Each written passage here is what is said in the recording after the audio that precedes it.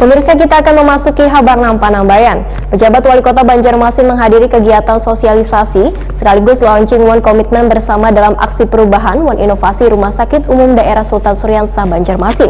RSUD Sultan Suryansah Banjarmasin sudah memanfaatkan perkembangan teknologi, salah satunya penggunaan aplikasi Sistem Informasi Sultan Suryansah atau SISUSUR yang digunakan karyawan wayah bekerja di RSUD Sultan Suryansah Banjarmasin.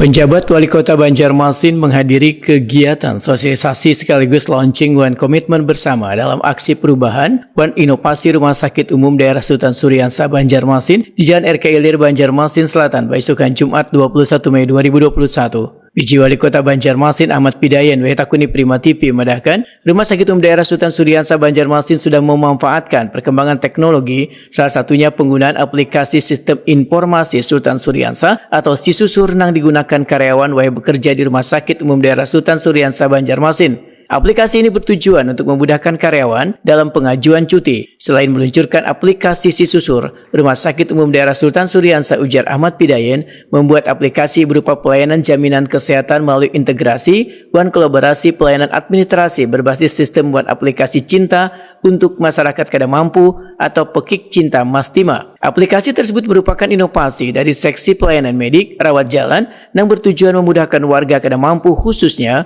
bagi warga pengguna pelayanan kesehatan di Rumah Sakit Umum Daerah Sultan Suryansah Banjarmasin.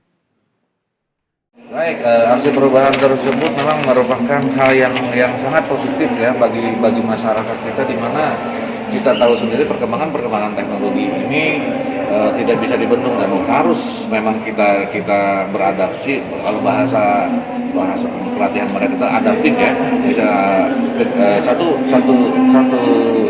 apa ini namanya tadi, inovasi ya, itu adaptif.